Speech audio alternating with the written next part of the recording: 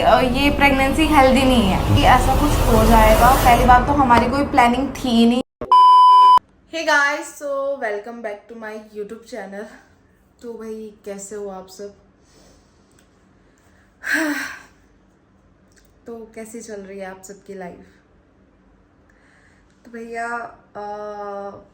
मैंने रिसेंट अभी कुछ वीडियोस बनाई थी जिसमें मैंने बताया था कि मेरी तबीयत अभी कुछ टाइम से, मतलब जो ये पिछला मंथ गया पूरा जून का एंड हाफ मई, तो ये काफ़ी ख़राब गया है। मेरी लाइफ का सबसे ख़राब टाइम गया है क्योंकि इसी मंथ में 11 बीमार हुई एंड मेरी भी तबीयत काफ़ी ख़राब हुई।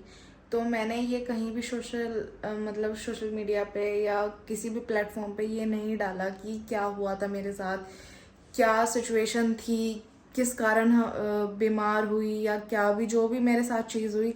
तो इसके ऊपर मैंने कोई भी वीडियो नहीं बनाई एंड आज नाउ मैं इस चीज़ के बारे में बताने वाली हूँ क्योंकि नाउ मैं बिल्कुल रिकवर हो चुकी हूँ, ठीक हो चुकी हूँ। एंड आज मैं आपको बताऊँगी कि क्या हुआ था मेरे साथ, क्या सिचुएशन थी, किस चीज़ में क्या प्रॉब्लम हुई। गाइस सच बताऊं तो इस टॉपिक पे ना मैं बिल्कुल भी वीडियो नहीं बनाना चाहती थी, बिल्कुल भी, क्योंकि बहुत ही सेंसिटिव टॉपिक है एंड रवि तो बिल्कुल रेडी था भी नहीं इस वीडियो के लिए। मैंने ही बोला कि यार जब हम सारी चीज़ सोशल मीडिया पे शेयर कर रहे हैं, हर चीज़ हम बताते हैं, तो ये चीज़ क्यों नहीं, मतलब उनको भी तो पता चलना चाहिए कि हम अपनी लाइफ में सब कुछ अच्छा नहीं है हमारी लाइफ में, हमें भी बहुत चीज़ें फेस करनी पड़ती है एंड इससे भी कई ज़्यादा बुरी चीज़ें फेस की है मैंने अपनी लाइफ की। जब मेरी शादी टूटी थी उस टाइम पे बहुत ज़्यादा डिप्रेशन में रही, मतलब मैं उसका डिप्रेशन मैं आपको बता भी नहीं सकती। एंड जो लोगों ने मेरे साथ किया था उस टाइम पे, वो ट्रोमा मैं मतलब कहीं पे भी सोशल मीडिया पे मेंशन नहीं है, बट वो चीज़ मैंने झेली है। एंड नाउ जो चीज़ मेरे साथ हुई है, रवि के साथ हुई है, तो बहुत बड़ी चीज़ हुई है हमारे साथ। एंड मैं चाहती हूँ कि इस वीडियो में ना रवि भी साथ में रहे इस कन्वर्सेशन में। रवि अभी बाहर गया है तो वो बोल रहा था कि अकेले बिल्कुल भी मत शूट करिए इस वीडियो को, कि मैं नहीं चाहता कि तू इस वीडियो को बनाते टाइम भी अकेली रहे, मैं तेरे साथ रहूँगा। एंड सच बताऊँ तो अगर रवि नहीं होता एंड मेरे मम्मी डैडी नहीं होते इस सिचुएशन में मेरे साथ, तो मुझे नहीं पता इस चीज़ से कैसे निकल पाती, क्योंकि मैं इतने दर्द में थी यार, इतना ज़्यादा दर्द था, बहुत ज़्यादा, मतलब मैं उस चीज़ को एक्सप्लेन भी नहीं कर सकती कि किस पेन में थी। एंड 24-25 साल की एज में, मतलब जो मेरी एज है, एंड इतनी एज में इतने सारे ट्रॉमा मैंने झेल लिए हैं एंड क्या ही बताऊँ यार। And I am really sorry. मेरे पास सिर्फ उस टाइम की जो भी प्रोसेस चल रहा था, उस टाइम पे जो भी मेरे साथ हो रहा था, उस टाइम के लिए सिर्फ मेरे पास एक स्टोरी है जो मैं आपको बताऊंगी।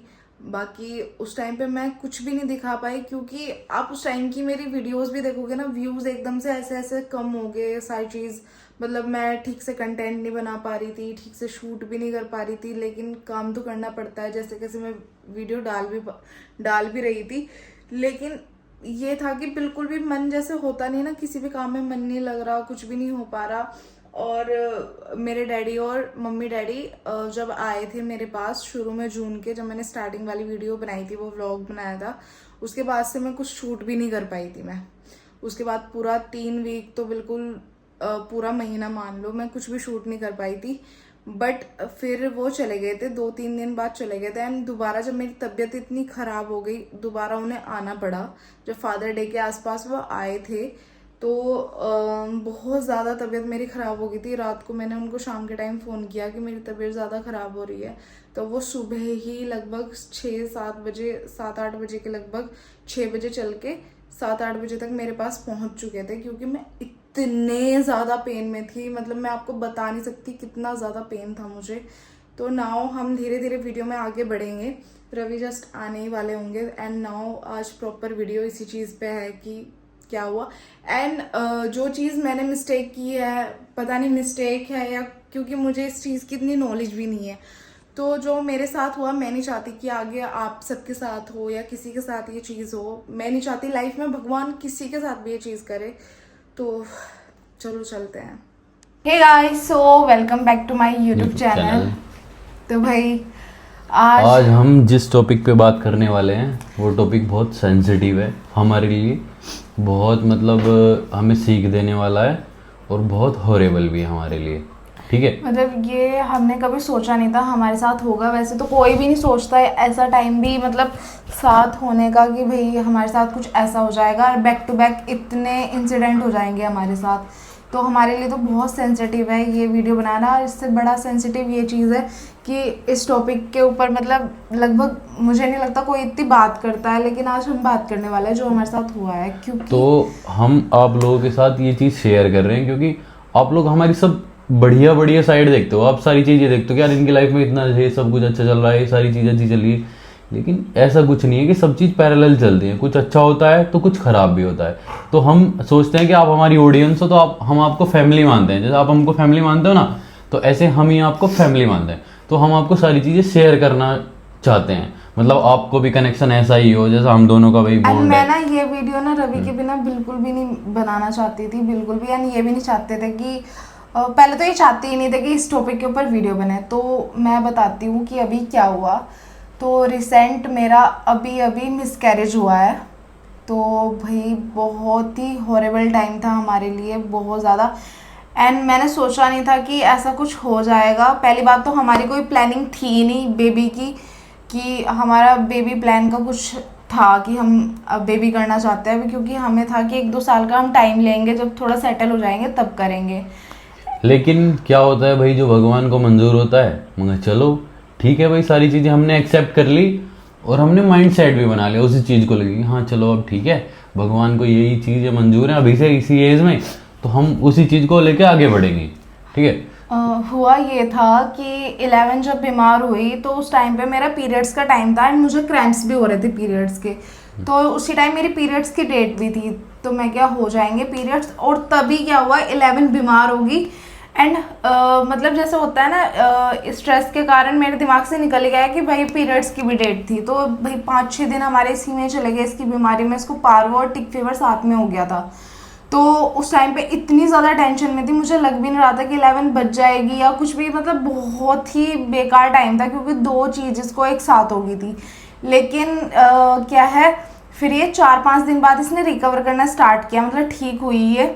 तो उसके बाद फिर ध्यान आया, अरे यार तेरे तो पीरियड्स भी मिस हो गए, कुछ ऐसा हुआ। तो उस टाइम पे मुझे लग रहा था शायद स्ट्रेस के कारण डिले हो गए। हाँ, इसको मेरे याद है कि इसको क्रैम्प्स तो आ रहे थे, लेकिन 11 की बीमारी 1 हफ्ता चली, 8 दिन चली, तो उसके बीच मेरे पे ध्यान नहीं रही ये चीज़ें। हाँ। फिर मैंने सोचा कि यार इस वजह से डिले हो गए होंगे कि ये टेंशन थी, स्ट्रेस में थी, क्योंकि हमारा कुछ प्लानिंग नहीं थी। और ना मुझे लग रहा था कि ऐसा कुछ बेबी का है, क्योंकि मुझे ऐसे ही लग रहा था शायद स्ट्रेस के कारण कुछ हो गया हो। वरना कभी मतलब मेरी पीरियड्स डेट टू डेट ही होती है। मैंने बैक टू बैक अपने प्रेगनेंसी टेस्ट किया। एंड सच बताऊं तो मैं इतनी मतलब मुझे इस चीज़ की बिल्कुल भी नॉलेज नहीं है, क्योंकि मुझे पता ही नहीं था प्रेगनेंसी टेस्ट होता कैसे है।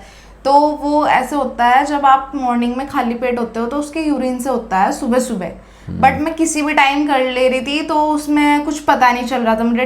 टेस्ट में कुछ हल्की लाइन आ रही थी, कुछ ऐसा हो रहा था। बहुत कंफ्यूजन था उस टाइम पे, मुझे समझ में नहीं आ रहा था कि क्योंकि मुझे बिल्कुल भी प्रेगनेंसी का था ही नहीं। मुझे ऐसा लग रहा था मुझे शायद कोई और प्रॉब्लम हो गई, क्योंकि मैं डाइट वगैरह भी काफ़ी अच्छी मतलब गरम ले रही थी, खाना भी। उस टाइम पे जिम भी जा रही थी। हाँ। अच्छे से, और केरेटीन भी खा रही थी। तो मुझे लगा हाँ। कि यार केरेटीन की वजह से कुछ हुआ होगा, तो हाँ, इस वजह से मुझे थोड़ा भी ऐसा डिले ही हो लग गया। रहा था कि मैं थोड़ा पाउडर ज़्यादा ले रही हूँ, क्रेटीन, प्रोटीन शेक, एग्स खा रही हूँ। एग्स भी मैंने रिसेंटली शुरू किए थे कि भैया, क्योंकि मुझे अपनी बॉडी पे कोई भी रिजल्ट महसूस नहीं हो रहा था कि जिम जाने का कुछ भी रिजल्ट मिल रहा है। तो मैं काफ़ी अच्छी डाइट ले रही थी उस टाइम पे। तो मुझे लग रहा था मैं भी कि डाइट की वजह से कुछ हो सकता है। लेकिन फिर मुझे डाउट होने लगे जब डे बाय डे मतलब मुझे पीरियड्स हो ही नहीं रहे थे। तो फिर मैंने सर्च किया वीडियोज़ में कि आपका एक बीटा एचसीजी टेस्ट होता है, वो करा लो। तो मैंने वो तो पहली बार ही पता लगा कि हमें कोई हाँ, बीटा एचसीजी नाम का भी टेस्ट होता है। तो वो भी वीडियोस देख के हमें रील्स वगैरह से पता लगा। तो मैंने जिद करके इनको बोला कि मेरा वो टेस्ट करा दो। तो फिर मेरा एक होम पे टेस्ट हुआ था,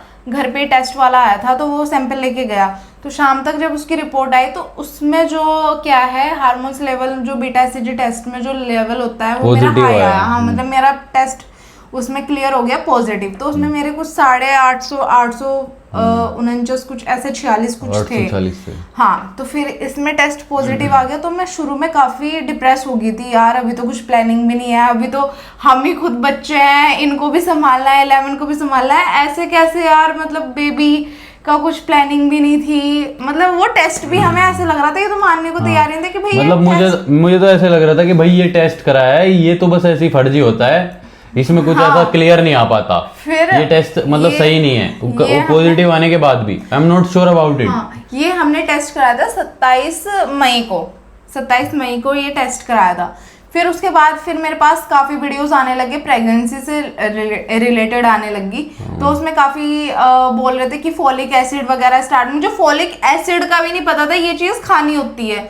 तो भैया मैं इनको बोलने लगी कि यार वीडियोस में ऐसे कह रहे हैं कि ये जल्दी से जल्दी खानी होती है फॉलिक एसिड स्टार्टिंग में, और भैया मैंने तो कुछ भी खाया ही नहीं है, तो मैं नॉर्मल अपना ड्राई फ्रूट्स वगैरह नारियल पानी तो पी रही थी, जो मुझे जितना पता था नॉलेज थी, बट मुझे ये फॉलिक एसिड वगैरह के बारे में, प्रोजेस्टेरोन वगैरह के बारे में कुछ नहीं पता था।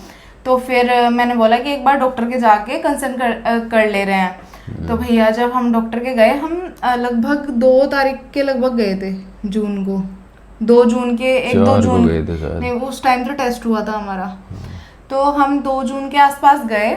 तो डॉक्टर ने मेरी जो फर्स्ट बीटा एचसीजी की रिपोर्ट थी उसको देख के तुरंत ही बोल दिया कि ये प्रेगनेंसी हेल्दी नहीं है, ग्रोथ नहीं हो पा रही, जो लीगली मतलब ग्रोथ है ना, सही से जो ग्रोथ नहीं है, मतलब वो नहीं हो पा रही, कुछ भी ग्रोथ नहीं है। तो उन्होंने मुझे रिपीट बीटा एचसीजी टेस्ट बोला, तो फिर हमने रिपीट बीटा एचसीजी कराया, तो लगभग इतना है 3000 समथिंग, 3400 कुछ के लेकिन जब समथिंग। हमने सुना कि बेबी हेल्दी नहीं है, प्रेगनेंसी हेल्दी नहीं है, तो भैया हमारा दिमाग इतना खराब हुआ ना, सच में, मतलब मुझे हल्के हल्के से रात से क्रैम्प्स आने शुरू हो गए थे, दर्द शुरू हो गया। उसी बीच में हमने टीवीएस कराया था, एक ट्राइवेजाइनल वो होता है स्कैन, टीवीएस स्कैन था, क्योंकि वो अर्ली प्रेगनेंसी में वो स्कैन होता है, अल्ट्रासाउंड में कुछ नहीं आता। तो मुझे ये भी नॉलेज नहीं थी कि भैया अल्ट्रासाउंड कराना था, क्योंकि मम्मी और बोल रहे थे 3 महीने से पहले कुछ नहीं कराना होता, लेकिन मैं ये थी कि भैया कभी कभी बच्चा क्या होता है ट्यूब वगैरह में रह जाता है, तो भैया मुझे ऐसा लग रहा था, क्योंकि मुझे क्रैम्प्स उस टाइम पे ऐसे हो रहे थे, कहीं मुझे ट्यूब वगैरह में तो नहीं बेबी है, एक्टोपिक ना हो, एक्टोपिक प्रेगनेंसी ना हो, तो इस वजह से मुझे वो डाउट था।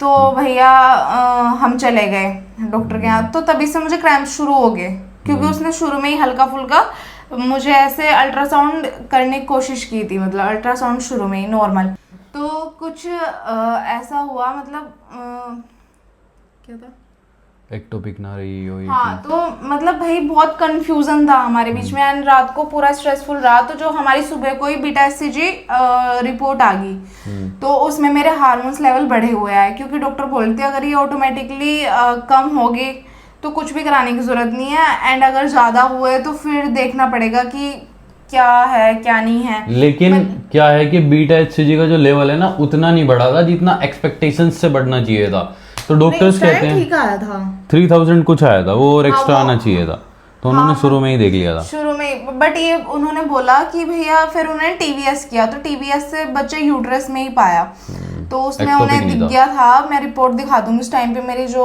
अल्ट्रासाउंड की रिपोर्ट है, तो उसमें ये चीज़ आ गई। लेकिन उन्होंने फिर भी बोल दिया कि आपको 10 डेज का टाइम दिया जाता है, और इसमें पता चल जाएगा कि भाई प्रेगनेंसी ग्रो कर रही है, 50-50 चांस है आपकी ग्रो भी कर सकती है, नहीं भी। इसमें मतलब हमारी कोई वो नहीं है, क्योंकि फर्स्ट अर्ली प्रेगनेंसी में मिसकैरेजेस हो जाते हैं, नेचुरल है, हाँ नेचुरल है ये। तो भैया मैं तो फिर भी मतलब चलो ठीक है, उसके बाद मेरे क्रैम्प्स वगैरह भी रुक गए। 3 दिन मुझे इतने बुरे क्रैम्प्स हुए, मैं सच बता रही, रवि को पकड़ पकड़ के रोई हूँ मैं कि भैया मुझे, क्योंकि ऐसा लग रहा था, क्योंकि एक बार डॉक्टर ने बोल दिया कि आपका मिसकैरेज हो चुका है, ऑलरेडी हो चुका है अंदर, लेकिन हमारा रिपीट बीट जब टीवीएस हुआ तो उसमें ठीक आया, मतलब बच्चा उसमें मतलब छोटा सा दिखा, यूट्रस में जो था, हाँ यूट्रस में दिखा, लेकिन उसने उससे पहले ही बोल दिया आपका मिसकैरेज हो गया। तो उस टाइम भी हम स्ट्रेस में, क्योंकि 11 के बाद इस स्ट्रेस में चले गए हम, तो भैया मुझे ऐसा लगा कि यार ऐसा तो नहीं होना चाहिए था, क्योंकि वो मम्मी वाली माँ वाली फीलिंग आ चुकी थी अंदर कि भैया ऐसे नहीं होना चाहिए, मेरा बच्चा ऐसे कैसे हो गया। तो फिर क्या हुआ कि जब हमारा सेकंड टीवीएस हुआ तो उसमें ठीक आया, तो लेकिन डॉक्टर ने 10 डेज का टाइम दिया, तो बिल्कुल मेरे 10 डेज ठीक गए, बिल्कुल नॉर्मल गए। इन्हीं 10 ही दिनों में हमने प्लान, मतलब अपना माइंडसेट बना लिया था कि आगे कैसे करना है, 9 मंथ्स हमें कैसे कैसे सरवाइव करना है, और कैसे हमें सारी चीजें करनी है 9 मंथ, सोशली भी और फिजिकली भी सारी चीजें हमने अपने मतलब माइंडसेट पूरा बना लिया था उस टाइम पे। आप सोच रहे हो एक टाइम पे हमारा कुछ माइंडसेट नहीं था कि हमें वी डोंट वांट बेबी, मतलब हम तैयार हो गए थे बेबी के लिए, लेकिन उस टाइम पे हम बहुत तैयार हो गए थे, और हमारे अंदर क्या कहते हैं फीलिंग्स डेवलप हो चुकी थी उस टाइम पे ना। फिर 10 डेज में हमने बहुत ये चीजें बहुत मतलब स्मूथली गए हमारे 10 तो डेज फिर बहुत अच्छे ये था कि 5 वीक्स की प्रेगनेंसी थी मेरी, एंड उसके बाद जब लगभग 2 वीक्स और चली वो, तो उसमें क्या हुआ कि मुझे 17 जून को ब्लीडिंग स्टार्ट हो गई थी।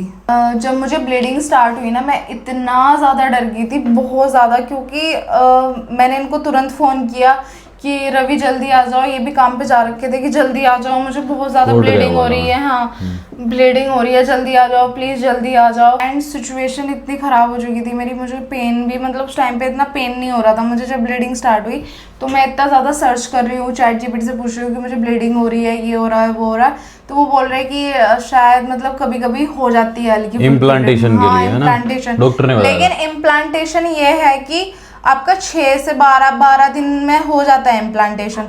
लेकिन भैया मुझे 6-7 वीक्स में हुई है ब्लीडिंग, तो भैया मैं बहुत ज़्यादा डर गई थी कि ये ब्लीडिंग क्यों हो रही है। तो भैया जब रवि आए तो हम शाम को ही डॉक्टर के यहाँ पे गए, एंड डॉक्टर भी नहीं मिल रहे थे हमें उस टाइम पे। क्या होता है कि जून में ना डॉक्टर्स छुट्टी पे जाए रहते हैं, तो सब लोग घूमने गए हुए थे पूरे जून। और ये तारीख की बात है, 17 जून की जिस है। दिन मुझे ब्लीडिंग स्टार्ट हुई, ये 17 जून। और भैया हालत, तो हम एक हॉस्पिटल में एक डॉक्टर के पास गए, वो अच्छी डॉक्टर थी, वो MBBS MS थी। तो क्या कहते हैं, उसने बताया कि ये, उसने क्या किया कि उसने हमारी बात पूरी नहीं सुनी, बिना पूरी बात सुने उसने उठा के, बहुत स्पीड से आई, बहुत फास्ट और बहुत जल्दी में थी, उसने उठा के प्रोजेस्टेरोन का इंजेक्शन लगा दिया, जबकि ब्लीडिंग स्टार्ट हो चुकी थी। हमने उसे बताया ब्लीडिंग हो रही है, तो इसका मतलब था कि मिसकैरेज हो चुका है, तो उसने फिर भी रोकथाम वाला इंजेक्शन लगा दिया। तो उसने क्या किया, उसने बहुत नुकसान दिया उस इंजेक्शन ने ना, बहुत काफ़ी दिन रोके रखा अंदर, और वो चीज़ें थोड़ा पेन में कन्वर्ट होगी, फिर उससे बहुत दिक्कत हुई, और साथ में कोई दवाई भी लिख दी 10 दिन की रोकने की, ये फोलिक एसिड दोबारा से। जो हमें मतलब क्या हो रहा था कि हमें कोई भी डॉक्टर मिल नहीं रहा था, तो हम 2 डॉक्टर के पास गए। जो पहली वाली डॉक्टर नहीं थी, उसने क्या किया, उसने बोला कि जब तक अल्ट्रासाउंड नहीं हो जाता तब तक हम कोई दवाई नहीं दे सकते। फिर हम अल्ट्रासाउंड के लिए गए, वहाँ पे अल्ट्रासाउंड वाले ने बोला नेक्स्ट डे आना, लेकिन 17 तारीख था, मैं क्या पता नहीं क्या ही हो रहा है, डर इतना ज़्यादा गए थे। तो हम एक और डॉक्टर से इन्होंने बात की वहाँ पे स्टाफ वगैरह से, तो उन्होंने जस्ट ही हमें बुला लिया, लेकिन उन्होंने ढंग से हमारी बात भी नहीं सुनी। उन्होंने इंजेक्शन लगा दिया, ब्लड रोकने की दवाई दे दी, उन्होंने अपना जो प्रोसेस किया, लेकिन उन्हें समझ जाना चाहिए था कि इसका मिसकैरेज हो गया। उन्होंने ब्लड रोकने की इन सब की जब दवाई या इंजेक्शन दे दिए, मुझे और ज़्यादा दिक्कत होगी, क्योंकि अगर ब्लीडिंग हो रही थी वो हो जाने देनी थी। तो मुझे क्या हो गया, वहीं पे ब्लड मेरा रुक गया, ठीक है, रात को रुक गया मेरा ब्लड। फिर अगले दिन क्या हुआ कि अगले दिन ज़्यादा हो गया मुझे ब्लड, मतलब मेरे साथ बहुत अजीब हो गया था। ब्लड के साथ साथ फिर मुझे पेन भी आने शुरू हो गए। फिर हम TBS के लिए, मतलब जो भी अल्ट्रासाउंड बताया था हमें उसके लिए, हाँ अल्ट्रासाउंड के लिए गए। वहाँ पे उन्होंने ब्लड क्लॉट्स वगैरह पता नहीं एक्टोपिक बता दी, मेरी प्रेगनेंसी एक्टोपिक। एक चीज हो रहा है कि भाई अगर आप जहाँ हॉस्पिटल में दिखा रहे हो उससे बाहर कोई अगर स्कैन सेंटर है, वहां पे अगर आप करवा रहे हो रेडियोलॉजिस्ट से, तो वो आपको 10 चीज एक्स्ट्रा बताएगा। क्यों? उसमें उसका फायदा है। क्यों? क्योंकि डॉक्टर वो 10 चीजें निकालेगा, डॉक्टर उन 10 चीजों की दवाई देगा और आपको उलझाए रखेगा उस चीज में ना।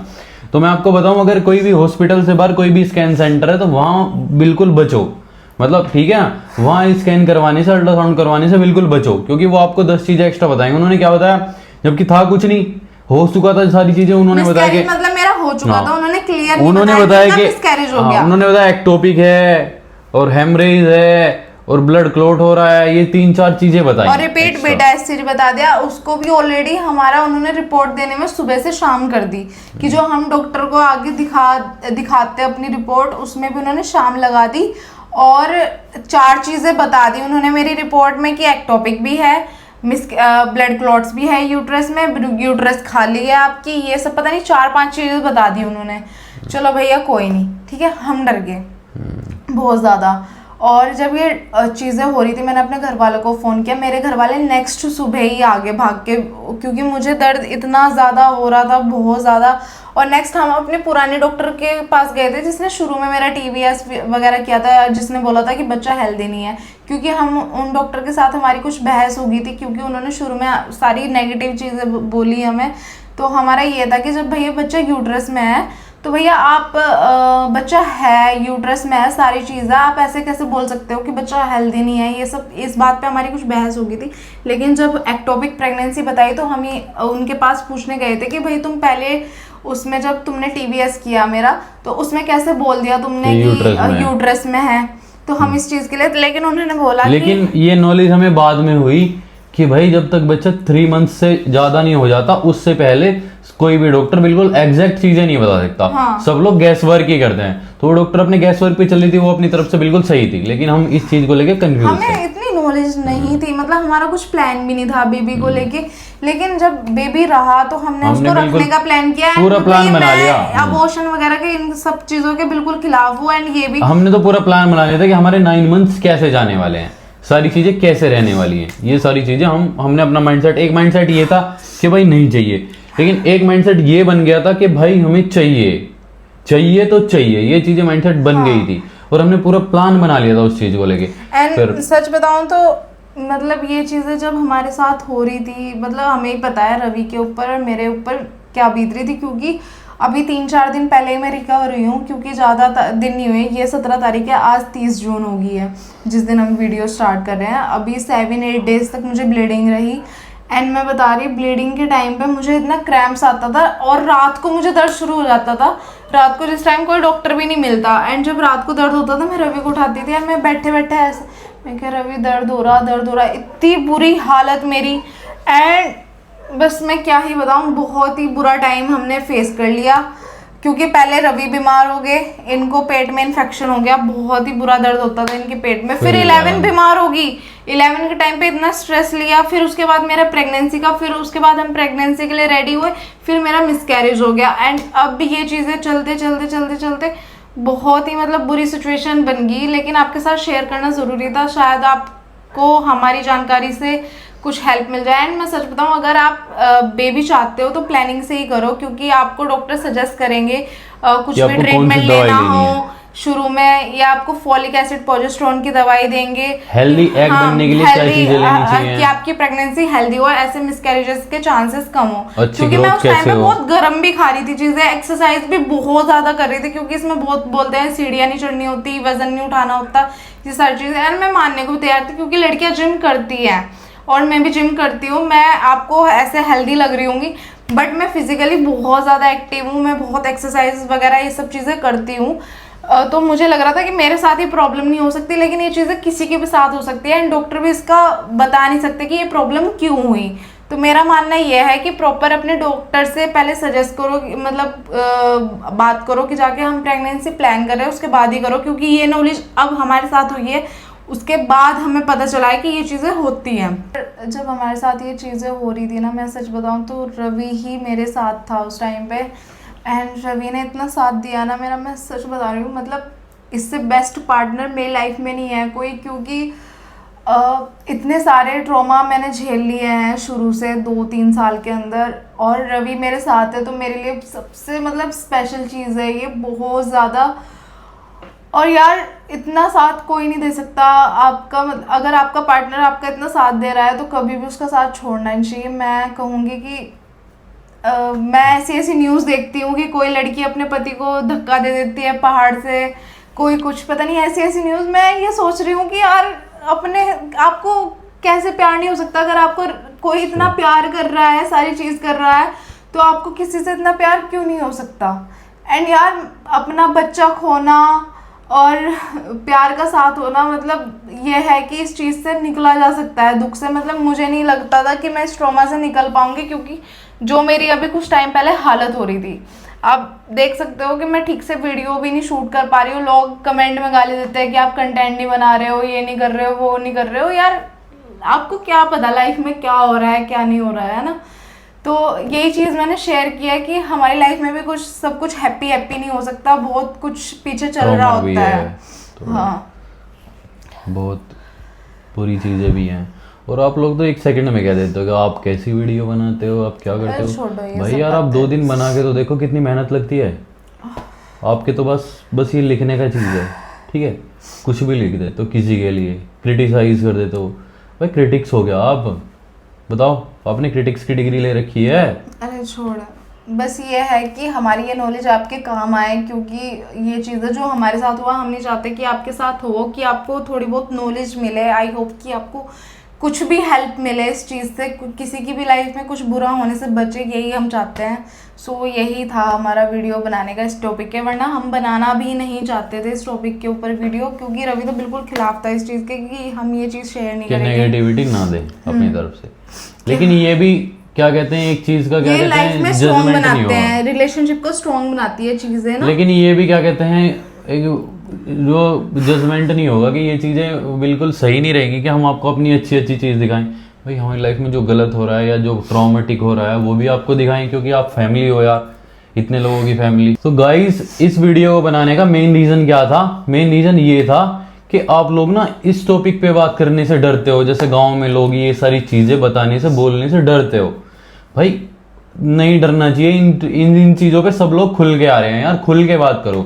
हमारा खुल के बात करने का मतलब मकसद ये है कि भाई अगर इस चीज़ से, मतलब अगर इस चीज़ के जो हमारे साथ हुआ है उसके होने के 1000 रीज़न है, अगर उन 1000 रीजन्स में से हम आपको एक भी प्रिकॉशंस दे दें और 1 2 3 4 लोगों की भी, बच्चों की भी जान बच जाए, तो वो हमारे लिए यार बहुत बड़ी बात होगी, समझ रहे हो? तो यार स्पीक अप, इन चीज़ों के लिए ना खुल के बोलो, ठीक है? खुल के बात करो, घर में खुल के बात करो इन सब चीज़ों के लिए। ये दिक्कत हो रही है, इनके लिए थोड़ा पढ़ो। मतलब अगर आप बेबी प्लान कर रहे हो तो उसके लिए पढ़ना स्टार्ट कर दो पिछले प्लान करने से 6 महीने पहले, और 3 महीने पहले से अपना प्रिकॉशंस स्टार्ट कर दो, मेडिसिन वगैरह, ठीक है? तो हमारा मेन रीज़न ये है वीडियो बनाने का कि भाई थोड़ा जागरूक हो। हम क्या हुआ कि हमारे साथ इंसिडेंट होने के बाद हम लोग जागरूक हुए हैं, ठीक है? हम चाहते हैं कि आप इंसिडेंट होने से पहले जागरूक हो जाओ, ठीक है? तो ये चीज़ें मतलब सबको पता होनी चाहिए यार इन चीज़ों के बारे में। और हम तो यही चाहते हैं कि भाई ये चीज़ें लेसन्स में पढ़ाई जाएं, स्कूल कॉलेजेस में भी पढ़ाई जाएं, क्योंकि यार हम लोग नहीं पढ़ पाए, यही तो चीज़ें लाइफ में आती हैं। जो चीज़ें लाइफ में नहीं आती वो क्यों पढ़ाते हैं यार, ठीक है? तो स्पीक अप, इन चीज़ों के बारे में बोलो, है ना? मैं तो यही चाहता हूँ। चलो ठीक है, ये वीडियो यहीं पे एंड करते हैं।